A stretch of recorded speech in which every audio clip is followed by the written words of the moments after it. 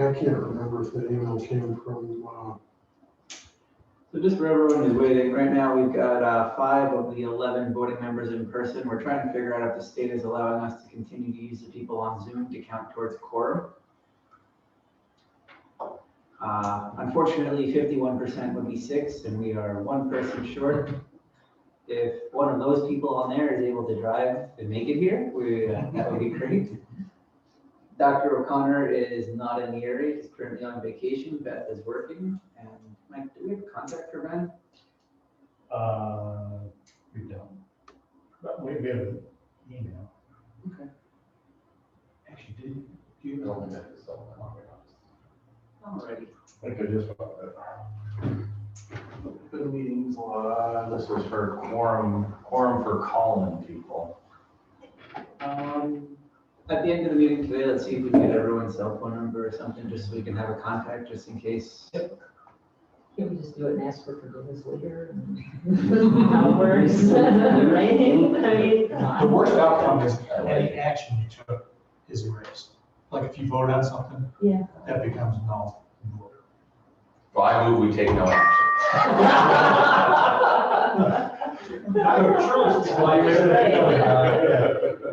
that's a nice thought. If the meeting becomes null and void, then your motion to make it null and void. It is null and void. Null and void. I unfortunately can't second your motion. Article 7 of the Public Officers Law to extent necessary to permit any public body to meet and take such actions authorized by the law without permitting in public in-person access to meetings and authorizing such meetings to be held remotely by conference call or similar service, provided that the public has the ability to view or listen to such proceeding and that such meetings are recorded and later transcribed. So that, to me, that says yes. I'll go with that. I move we go with it. I second. All in favor, sounds like. All right, so now we can start our meeting. Did everyone get the minutes of last meeting? Yes, the one I read was an actual, there was something to ask the question. All right. That's essentially the same. I'll assume we all got the minutes. Do I have a motion to approve the minutes of the last meeting? I'll move that. Do I have a second? All in favor? Aye. All righty. Mike, any correspondence since our last meeting? I'm sure. Okay, we'll move on to our old business. Brandon, how's our Yeah, so one finishing, one starting? Yes, so this is my extremely busy time. I have 2 paramedic programs running concurrently. One class meets on Wednesday, the other class meets on Tuesday. My one class is kind of wrapping up my Wednesday group. They're actually in their field internship. So they're more in that clinical setting than in a class setting. So that's actually beneficial to me. But on Tuesdays, I now have my new group starting. Yesterday was week 3, and we're still at that kind of honeymoon, everybody feels good kind of stage. But that group has 21 enrollees at this time. So we have about another week before the college kind of locks them into the census, kind of locks them into being fully registered. So we're about at that point to keep them locked in. Yep, we're on target. Unlike last year, we haven't had to halt any clinical for COVID. So we're on target for them to graduate in November. Last year, we had to bump them back by about 6 weeks because of the clinical aspect. But otherwise, they're all running pretty smoothly. We just started 2 EMT basic and refresher classes here in the region last night as well. One here in MSTAR and one up in Bath Ambulance. So that's what's going on in our neck of the woods from my perspective. Talk about the demographic of paramedic. Yeah, and so my demographic, my paramedic continues to be quite wide and dispersed. I have 2 people from Portland. I have a girl that drives an hour and 45 minutes one way. 2 folks from PA. I still have the typical, a couple from Elmira, a couple from Corning, Ithaca area. I'm pulling, I would say, at least 6 or 7 out of the greater Binghamton area. they like the day program. It really appeals to them that they can come and kind of do 2 sessions rather than going to 2 evenings. It's much easier on their schedule. It's much easier on their clinical. So that's why I'm pulling folks from an hour, hour and a half, hour 45 away. It's kind of wild, but I've one girl that comes from just between Penn Yan and Canandaigua, so she's a good hour and 20 something minutes getting down here in the morning as well. So we're really kind of growing and moving. All affiliated. All but one. Yep. All but one is affiliated. She's between agencies, so I'm not quite sure what that means, but at this time she's not affiliated. So, but yeah, they're affiliated with, you know, kind of their own town and rescue and ambulance. It's great for the state. It seems our region could use a little more help. But, Right, yeah. So some of these, you know, some of these providers will obviously probably go back to their own areas of work, but from my perspective, we welcome everybody. Is there any like recruitment for areas that specifically have like rigs that are out of service, like or only in service a few days a week, or like, is there any, do you do anything to like look for people in the community who are interested in? Yeah, that has been a shortfall on EMS's side. We have not done a good job in open recruiting. Fire does a great job every fall of kind of, hey, open up my station and let's come visit. It's for people. Correct, yes. Yeah. EMS historically has not done that. So I think some agencies sporadically do a decent job, but I don't think it's something that people embrace very much. Actually, the state just rolled out a recruitment and retention program a couple weeks ago. Yeah. It's in its infancy. It was part of one of their grants there. Yeah. And that'll probably come down, I guess, in the next couple of months. It was the first run of the class. So we may see more focus on that. I mean, is that something that it would be awfully low cost to even to go to, what's the low age cutoff for your group? For 18? No, actually 17. Is it really? You could have a 17-year-old in the medical class. Yeah, so I just wondered, like, that'd be awfully low cost to like put out a flyer for your next class and send it to the high schools. I've done a little bit with our local high schools, but it's so sporadic. We tried to make some inroads with the guidance counselors, but CCC? not so much CCC, but just our local high schools.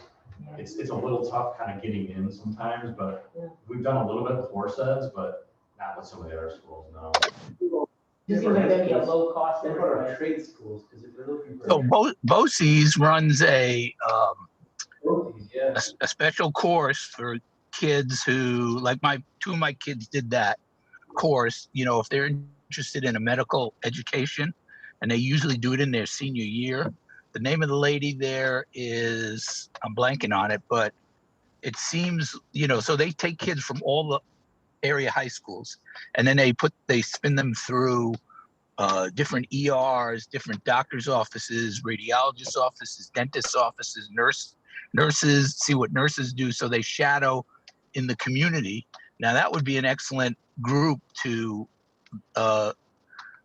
go, and I'll get you the name of that person. But if you talk to her, you might be able to, you know, recruit kids that are already interested in medicine to do your thing.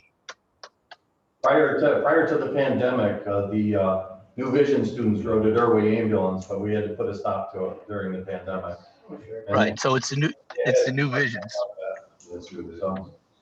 So one of the interesting problems with recruitment at that age is actually brought about by agencies themselves. Most of the ambulance services that I was familiar with had an archaic 21-year-old age rule, and was always blamed on our insurance carrier. And the fact of the matter is, your insurance carrier will cover anything you want if you're willing to pay for it. And we fought when I was at Schuyler to get the membership to reduce the age from 21 to 18. Problem is, the fire departments are capturing these kids at 16. Sure. Yeah. And they're going for the chrome and the lights and the sirens. And, you know, obviously not every fire department does EMS either. But there's still that mentality in a lot of these, even first response agencies, that kids just aren't mature enough to do that. but they can go play with the fire trucks and the hoses. I'm not defending that, I'm not saying it's right, I'm explaining the reality of it. That's part of our problem, we're losing kids to other things before they even get a chance to look at EMS as a career. You know, and for most of this region, EMS is not a career.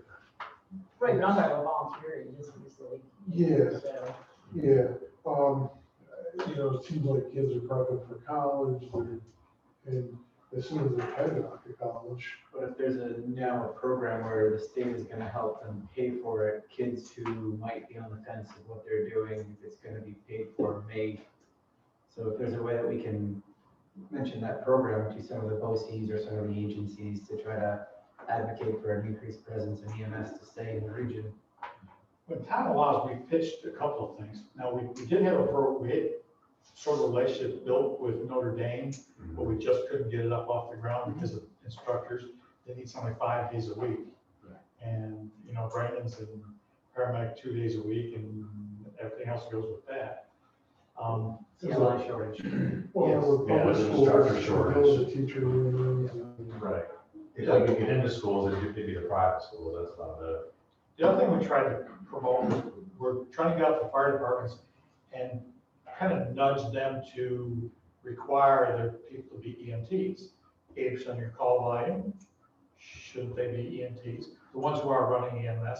And we're having a little bit of luck with that. And also encouraging like the professional departments like EFD to give preferential treatment when they hire to an EMT. So if they go out and get their EMT, typically there's a lapse between when they get that and when they onboard with the EFT or Corning or whatever the case may be. So we get a little bit out of them, and maybe we can get them to return to the volleys, you know, alongside that, because, you know, EFT is, you know, on one day and off 6. I was close. Right. but when you take the really small communities through Steuben County, most of those kids, when they graduate high school, migrate out to college somewhere. And I gotta tell you, where I work right now, we have a lot of luck with college students coming in because they're looking for credit. So, I lived for free when I was in college, and that was the biggest draw that you could get, right? In state college, you're saving, it's like getting $20,000 check every year because you know, people are buying your food half the time and you live. and the Fremont kids are great, they're motivated, That's interesting because Delmar Bethlehem, who was one of the pilot bunk-in programs, they couldn't fill 6 beds this year, which was surprising. Everybody was shocked by it. That makes no sense to me. I mean, it was like having a part-time or almost full-time job, but, you know, I was saving a ton of money. So it wasn't that I was getting paid, but, you know, it was just what you were getting back, so.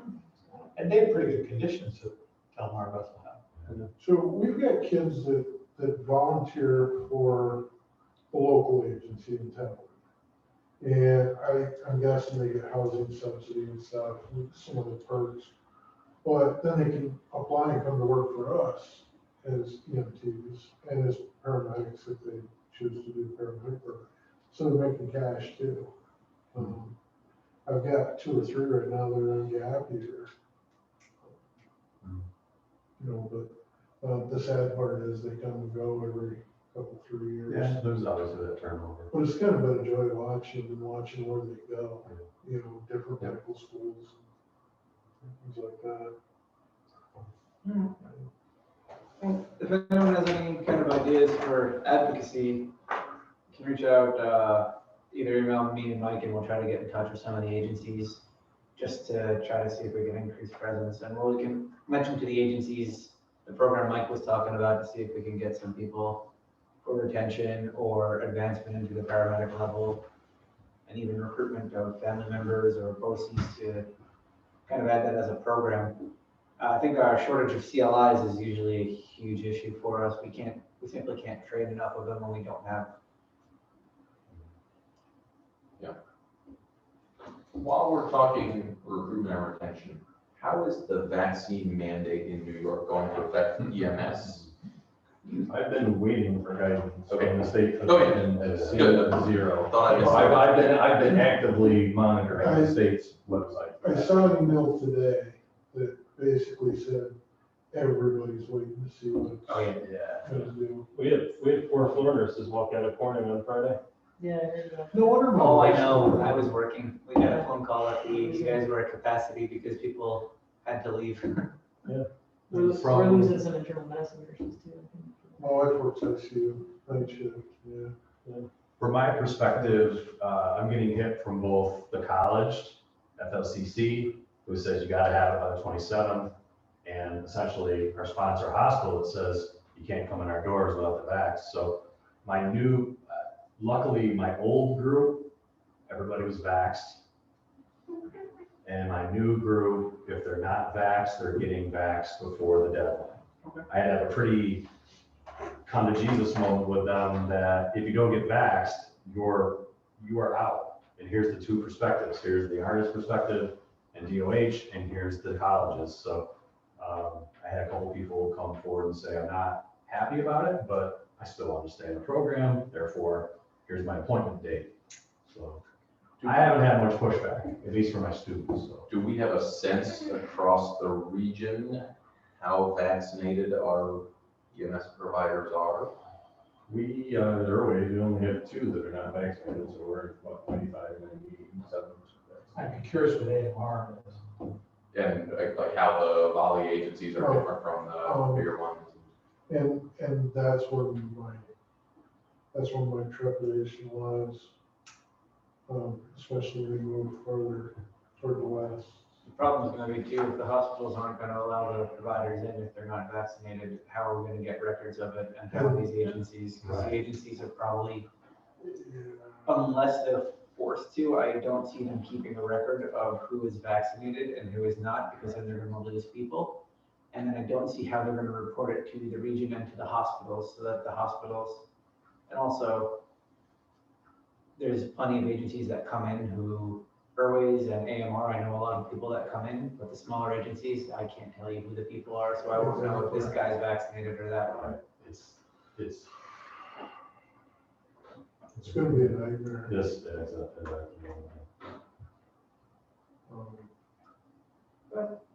See, that'll be. We'll get another new little sticky for our badges. Yeah, like the vaccine cards, they'll find a way to replicate them. they did. That's You're already $20 done. Yeah. We made a number of we once. Black market. Black market. We actually months ago, when the vaccine became available, late December, I actually built into our learning management system, an assignment that wasn't mandatory, but we gave everybody the option, I hereby decline the vaccine, or here's a copy of my vaccine card. I mean, it seems like if the state wanted to track it, it would not be a hard thing to track with something like that. We're able to track certifications and CPR and whatnot. My fear is it'll wind up resting on the agency as the responsible person to. Well, you can pull that information right off the DOH. Yeah, nice. Yeah. So, Yeah, well, we very easily, we added everybody's vaccination card to the medical record at work, so. Yeah, I just took a new job doing addiction medicine, and it's part of your employment file that you need to give a copy of the card, and they pull it from the state website to confirm that your card is actually real. There is a state database. Yes. Isn't there? so is that something that we should be finding out then? Or getting information? I think the whole thing I is think that sounds like we're just waiting for they were the harping state on this, the to. state hasn't given guidance yet for it.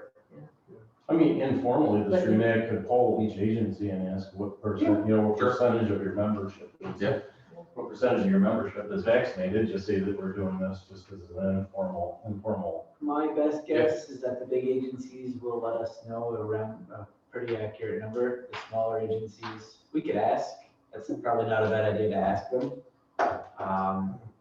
Given the documents I have on here about non-compliance on mandatory things, That's my word. We chase people on their normal certifications on a good day. I think I have 3 documents on my desk right now applying to non-compliance. This could be kind of saucy. But with the vaccine mandate, until the state comes down with something definitive. Yeah. I mean, There's nothing with teeth right now, it's just an informal inquiry of just, hey, how's everything going? What are our expectations going forward? And that's, we could ask them, we could just send an email to the agencies. Ask It would be them, a useful thing to do. yeah, more of a just informal, just trying to know a status with the upcoming state mandate. Right, but Greenberg suggests it's an oversight. the EMS is an oversight. It's not including that in the original order was an oversight. Well, that says it right there. Does that surprise anybody? Does that surprise? We should have t-shirts. And Well, I mean, are they backdooring it by saying that you're not gonna allow the EMS providers into the hospital unless they've been vaccinated? I mean, is that a backdoor regulation that the EMS agencies could use as a stick to get people vaccinated? I mean, I'm not familiar enough with I didn't read the executive order, I read the cliff notes of it, but I don't know if there's. But I don't think it's unreasonable for some hospital to also say, hold on here at the door. We'll transfer you right here at the door because y'all aren't coming in. I can see our hospital. Cool. That means you won't have. Yeah. That's not a penalty. Take the vaccine out of my pocket. That's not a penalty to the EMS provider to do it that way. well, I foresee the But I downside foresee of that. becoming like a place like Strong where if you can't get into the door right away, you're waiting in the line. And I foresee patients. They ordered pizza for the ambulance. Yes, My sister's had more than EMT once. is- I hate to tell you, but you wait in line anyways. Yeah, it doesn't matter. Can we'll table this for the next time, just because in favor of moving the meeting forward? We can head into the, yeah, we'll do the poll informally, just asking the agencies. The next meeting is December 1st, so by then we should have some state guidance to go with. But for now, in favor of moving the meeting forward, we'll head on to more old business. Any updates with QI? I haven't heard. Just the only updates I've heard from our QI person is we have had, and it's down on the bottom a bit too, an uptick in complaints of EMS response time, kind of in all of our counties. It doesn't seem to be unique to any single county. It seems to be kind of every single agency right now. And the complaints are that it just feels to the general public, and we don't have any hard data to go with it, because every time we've looked for hard data, our response times don't seem to be much longer. It's just we're seeing every once in a while a little more outliers. We've received a couple things that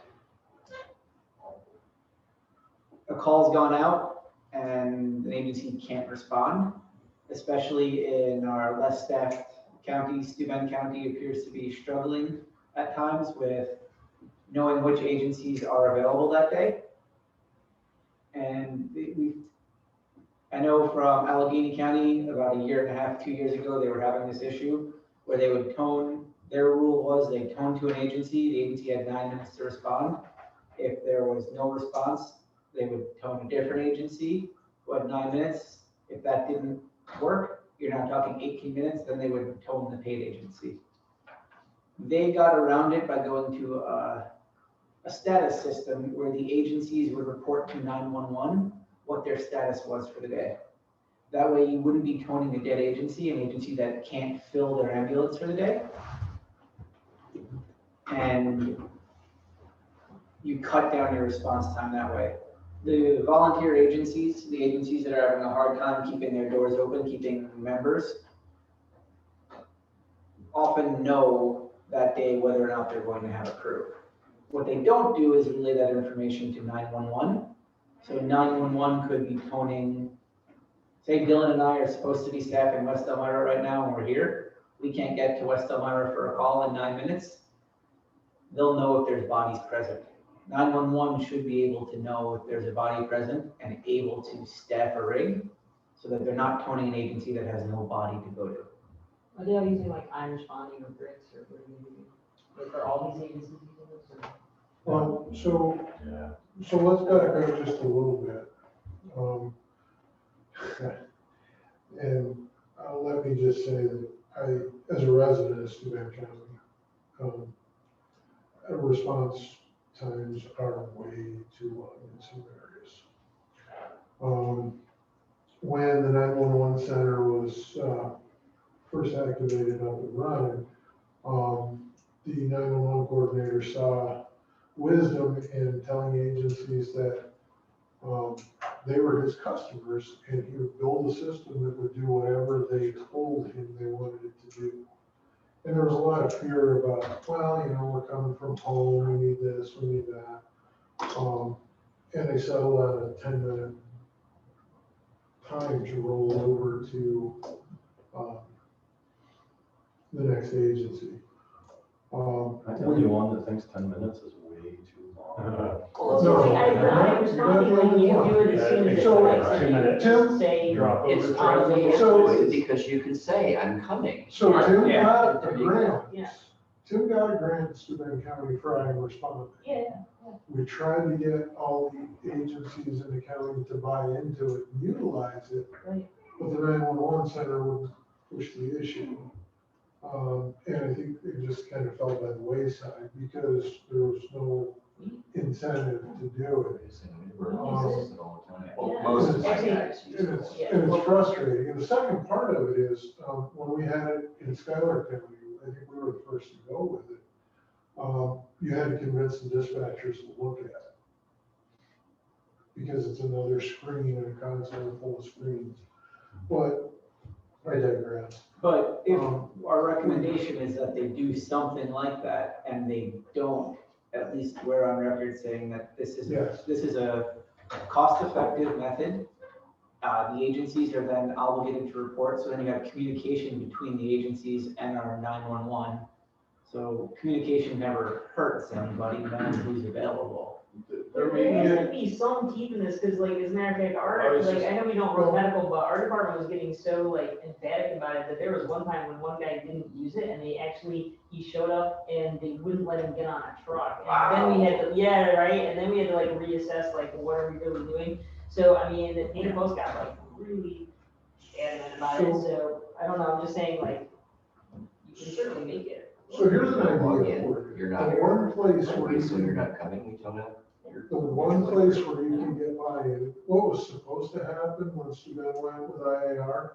They were supposed to roll to mutual aid in 3 minutes if there nobody showed up on the board. And I That think never happened. Yeah, that's what I'm hearing from a lot of the complaints. Correct me if I'm wrong here, Tony, it was 15 years ago or whatever it was, and it went all the way to the CMAC. There was an issue where a medical director in Suffolk County was having the same issue about rollover times, rolling over from one agency to the next. And that medical director lost the ability to force a specific time for a rollover. Well, But it went up to the CMAC and the law judge says, no, she does have the authority to set the time. So that was what, 15 years ago? So I think that's in Department of Health policy somewhere. That was also around the time that, I don't know exactly what you're talking about, as my paramedic program around the same time, where they were trying to get 95% of EMS calls in large areas answered within 8 minutes. That was gonna be like a national benchmark, that they wanted 95% of calls to be responded to in 8 minutes. That doesn't mean that responded to by an ambulance. That was a certified first responder on scene within 8 minutes of the call. Right. If we're not toning the second call out for 10 minutes, then we're by default missing that benchmark. So here's the place where you actually do have a little leverage. And it's not necessarily in setting the response time by itself, but the council has the obligation and the authority to approve mutual aid plans that Part 800 requires that agencies have. So if we look at mutual aid plans that say, after 10 minutes, if we don't answer, you go to the next agency, as a council, we can say that's not acceptable. When I reviewed those last year Right. for the council, I had 3 plans that I got to review. I got Steuben County sent just one master plan that they said covered the entire county, and Schuyler County did the exact same thing. And then Chemung County was just urban. So if we can revisit those, if we can look at those, we can put an acceptable requirement in there and say, if you want your plan to be approved, this is what you need to do. And if they don't participate in that, then the state has the authority to write them an SOD for not having an approved mutual aid zone. So at its core, it's understanding who carries the big stick. Department of Health. Right, but I mean, on the local level, there's three big sticks: the medical directors, the council, and the 911 or the EMOs. Now, whether or not they have authority, I would always bank on the fact that you're not going to get challenged. If you get challenged, who cares? We did a little bit of good in the meantime. So if we can implore everybody, those three units to work together to get something going, I think we really have a huge stake there. The medical directors have a tremendous stake. An agency doesn't comply, the medical director won't sign on. On the ALS level, yes, we do. On the BLS level, not so much, and we've learned that with other issues. That's typically the state's purview to, and like I said, they have to have a regionally approved mutual aid plan. But if STREMS and STREMAC are on the same page with it, I don't think anyone will come up with a challenge against it if we're recommending a plan that would result in faster response times and overall better general health for the population. I got no problem reviewing those plans again and making those changes, but we're gonna have to have some sort of definitive guidance, knowing what do we say is an acceptable response time? What do we say is an acceptable pass off time, pass off from one agency to the next? That's kind of, I can review these and say, okay, yes, 4 minutes is good, but that's just a number I'm gonna be pulling out of the air. But I mean, I think if we put together a document that says, we want the dispatch to know within 3 or 4 minutes that a crew will be, either they can be let know in the morning, or then I am responding or something, within 4 minutes of the call going out, 911 will know whether that crew is responding or not. And then whatever other criteria we want on there, we can do that now, give that to the council to review next week we meet, right? Yes. No, yes. Like David, right? Today's the first. Yes, it's next Thursday. We could bring it up with STREMS. I'm in favor of a proactive approach where EMS and 911 knows ahead of time. Because then if 911 is pointing out to an agency that they already know has nobody, then there's no point in sending that tone in the first place. You're setting yourself up for failure. You're setting that up for, even if we say it's a 2-minute delay, you're setting yourself up for an automatic 2-minute delay.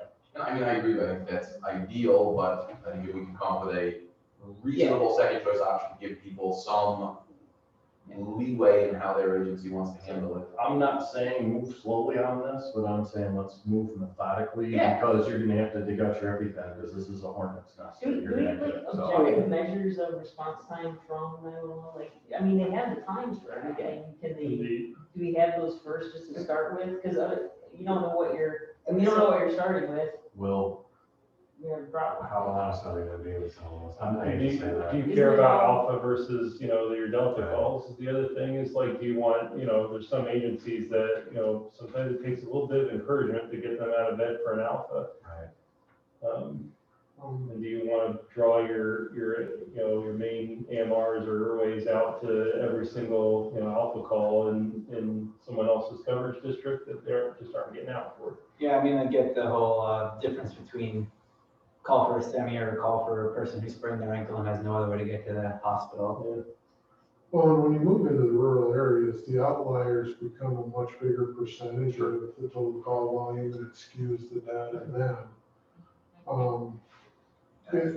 Looking at response time in its in its raw form is,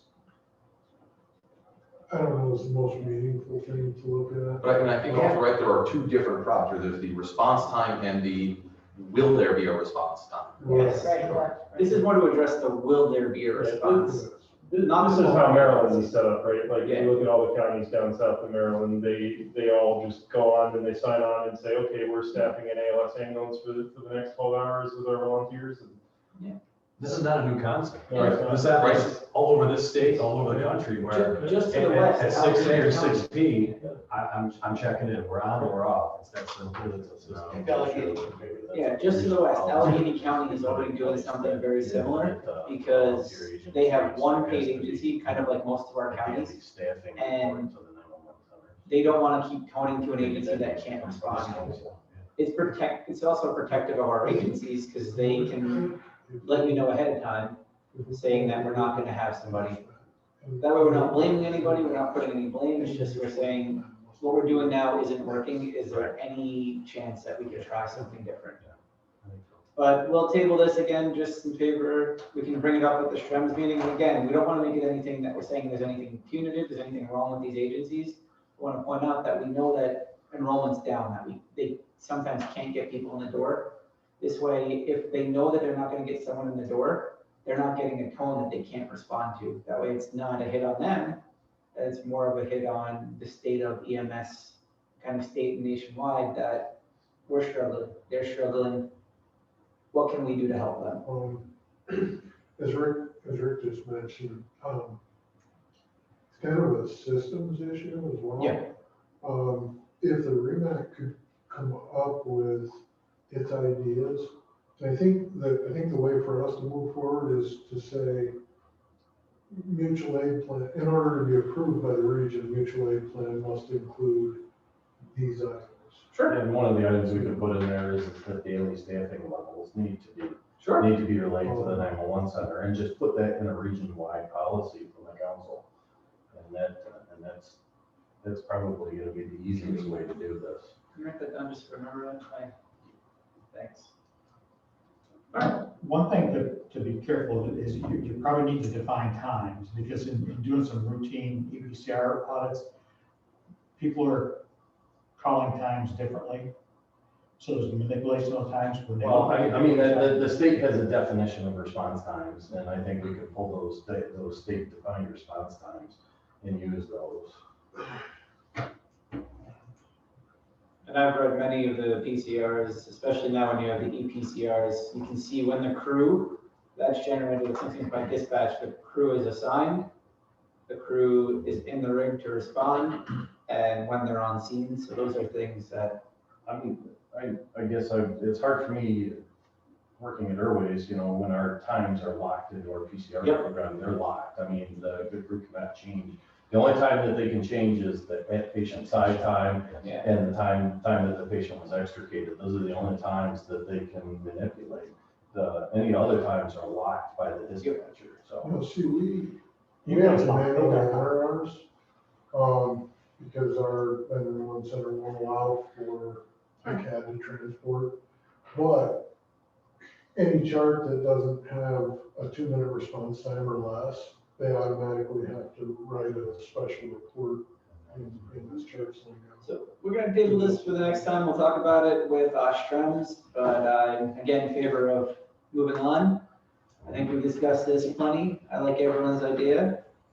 The next topic was, we've gotten the STREMAC policies. I sent out the policies to everybody, including ones that were assigned. I've gotten a couple back, not a ton. If you look at yours and everything looks good, just send an, okay, this looks fine, doesn't need update.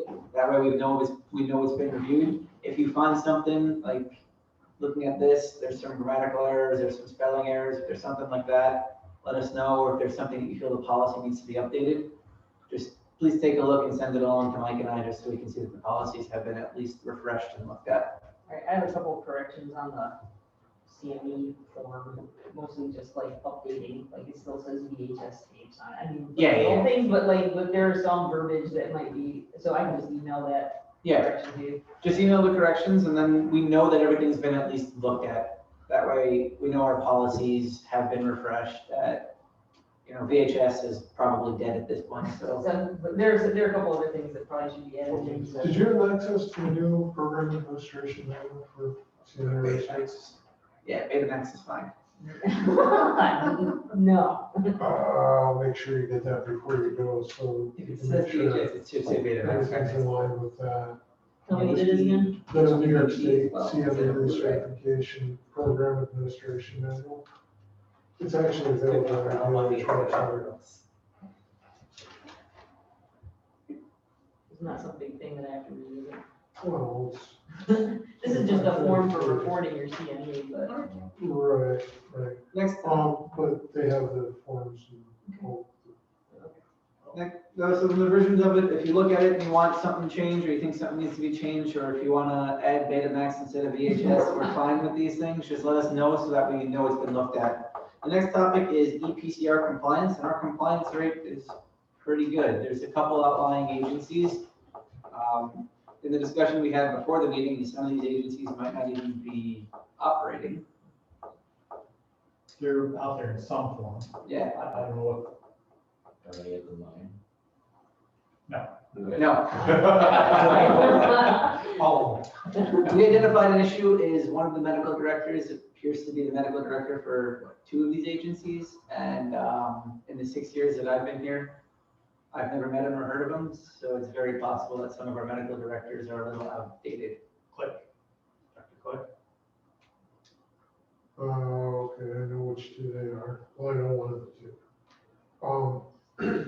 Also, don't forget there's a possibility if they choose not to take any funding for CFR programs, then the electronic PCR thing is up.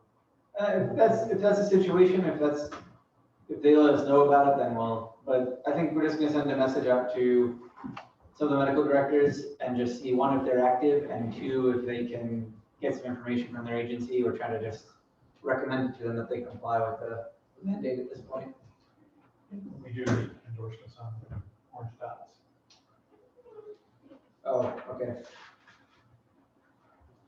So these are, they sent the paperwork in and we need an endorsement on them? What do we have on here? I'm trying to read them. I can summarize it for you. Yeah, there you go. So acting on Pine City, Montour Falls, and Perkinsville, Hook and Ladder. They're all going with state platforms, BLSFRs, and all we need is an endorsement to accept that move. They have the paperwork. Paperwork completed, everything's signed. Rick wants this body to sign that. Motion that we give an endorsement. I second it, sure, why not? All in favor? Aye. Anyone opposed? They still have our endorsement. So Rick, the orange dots were acted on, the pink stripes, MIA. Okay. Other one is medical control certifications. We got from, I think Guthrie, a few new doctors have started, and we got from them their tests. They've completed the test. So we continue to sign off all the doctors. I know, yeah, all of the doctors at Arnett, including all of our residents, take the bigger exam, the 50-question exam. We have a smaller version that we're letting the other ones do. So it looks like all of our doctors in the region, as far as Arnett and Guthrie, are complying with it. I think we're having difficulty trying to get the exam out to our locums company that staffs IRA.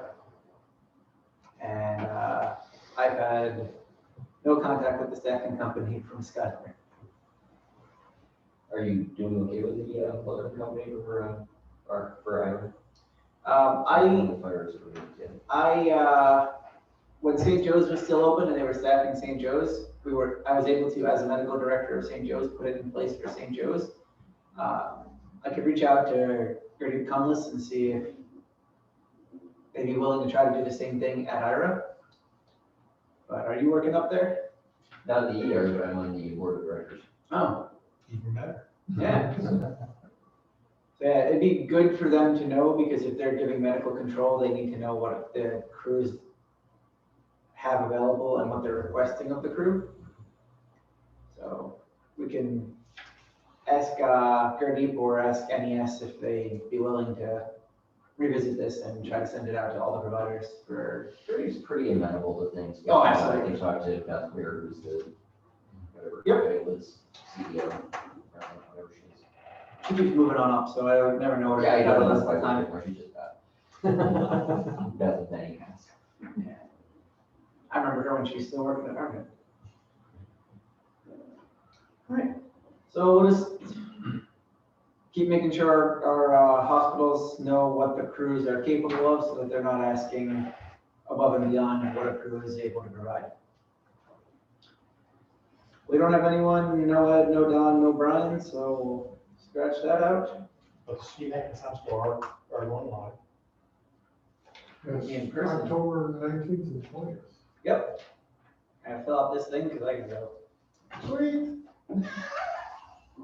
What a good time. We will behave appropriately for men of our stature.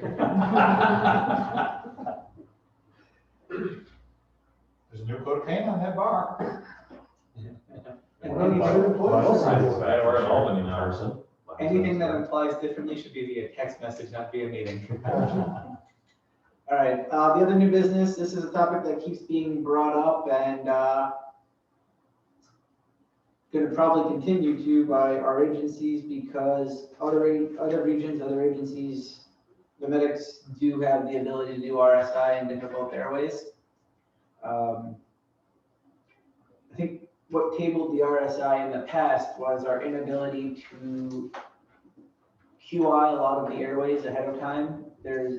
It's a hard sell to allow agencies to do RSI and do more intubations if they have a low success rate on intubations as is.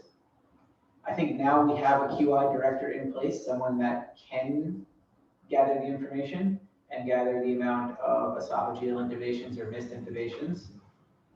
So I was willing to listen to, I think you have some mention of RSI, We brought it before, and we kind of get dribs and drabs, people kind of call the office and say, hey, what's the procedure? My agency would like to go this way. They kind of understand the background that it has to come here first, obviously, but we get these generalized questions about how do we do this? I feel like this could be beneficial to my agency. And you're right, we've tabled it in sessions past, but I don't know if it was worth revisiting. But you bring up some very valid points. Like we've also reached out to some of the agencies for feedback. And to my knowledge, I don't know. I feel like in feedback you years received. past, we have said, please send us any cases that you think RSI could have made a difference on. And, I can count on one hand, I think the number of cases that I've been informed about at least. I can count on one finger the number of providers that continuously come up to me asking about it. Stop bothering Brandon. Not even Brendan, there's one provider specifically. But if we have one provider, how are we going to ensure the number of cases to keep someone proficient? Did you guys got any NSP this year? The Rochester folks put out a really good explanation of how they did this. And honestly, it's a lot of work. I mean, anyway, from the flight side, it's a lot of work, but they have a lot of physician involvement and a lot of field physician involvement. There's multiple rounds of tests even before you're even considered to be at the level of paramedic who's allowed to provide an RSI. So I don't know if you can get your hands on it. Unfortunately, it kind of disappeared off the internet once any MSP took everything from last year off. But it was a great talk. It was, I forget the gentleman's name who was doing it. It was either Galt or Cushman. Might have been Jeremy or Chris.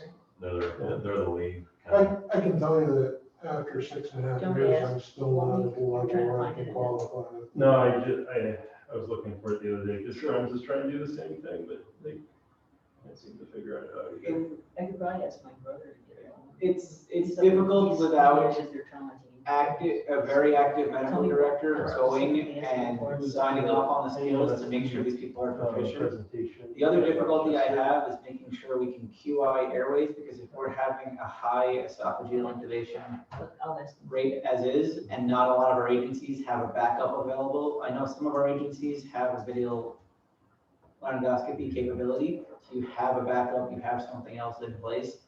But once you've made the commitment to RSI, you've made the commitment that you've now taken someone who may have had a gag reflex, may have been able to protect their airway a little bit and taken that out of the equation.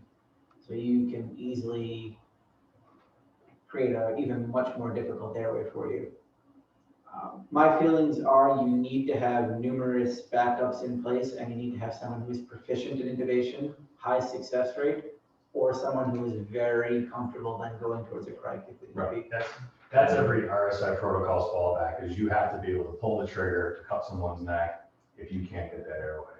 And if you can't commit to that, then it's a no-brainer. So it was interesting, a couple of weeks ago, I was on an ambulance and we called for an RSI credential provider and wound up with the regional medical director on board the ambulance, quite by surprise. He was on his way to test paramedics and heard the call. We were talking on the way back, and he said that statistically in that region, only about 20% of the RSI requests actually wind up getting into the Correct. They Many just figure out don't. other ways to manage their airways. Right. So that's 1 in 5. And then Brandon's right, we've asked twice for agencies to provide case reviews so that we could see if there was a sufficient number of RSI intubation candidates to make it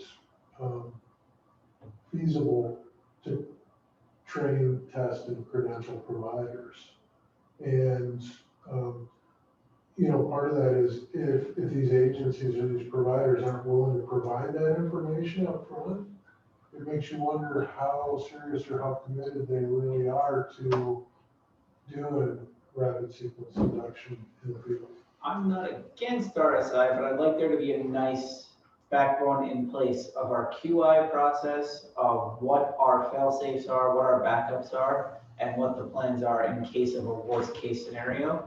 And I'd like to see that medical directors are actually going to be going and signing up on these skills, because ultimately, if you're taking an unstable patient and making them more unstable potentially, I want to know that the crew is able to respond to it.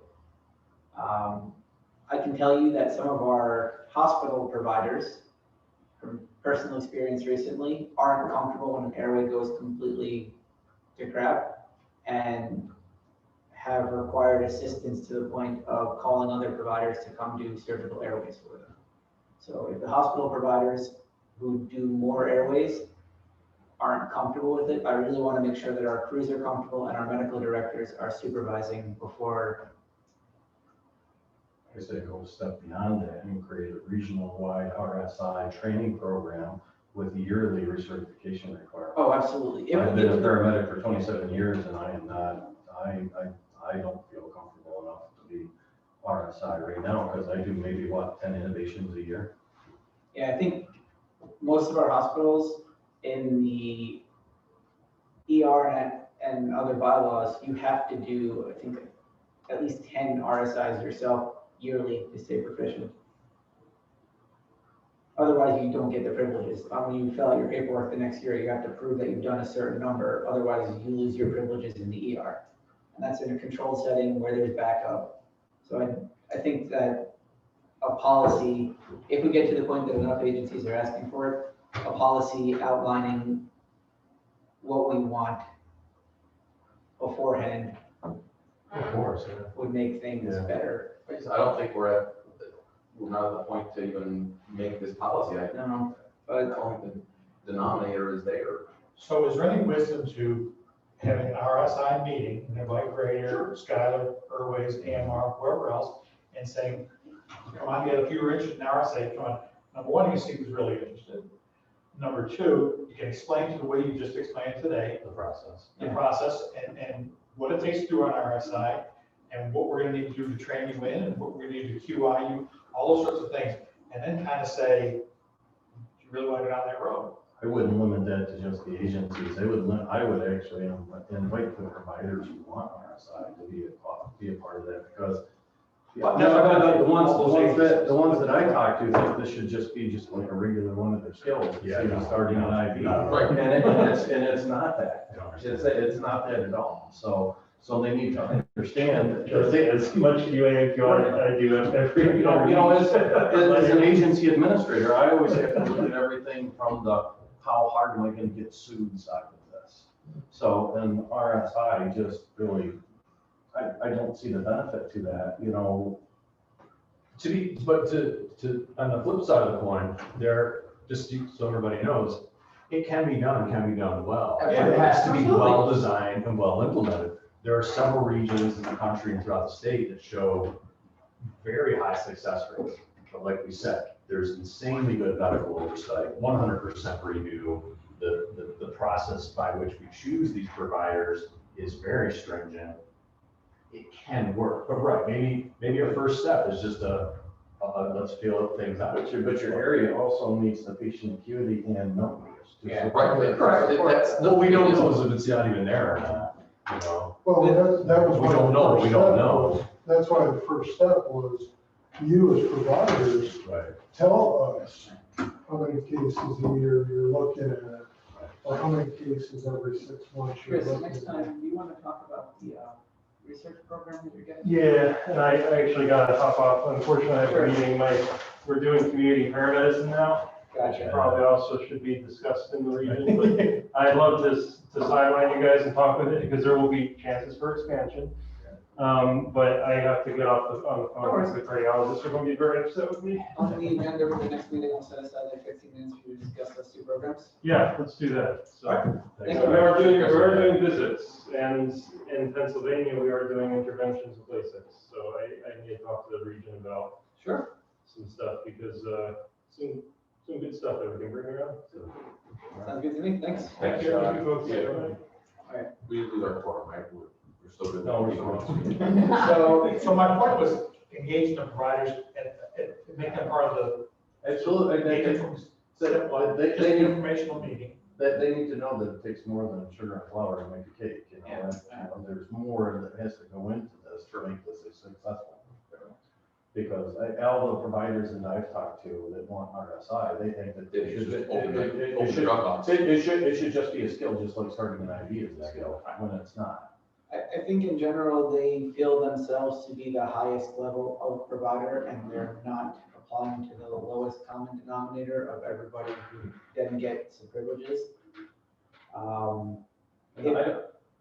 If I paralyze someone in the ER, I'm prepared to cut their neck and shove a crike in if necessary. But, even anyways, this should not be an all or none type of skill. This should be select people who are proficient enough to do this.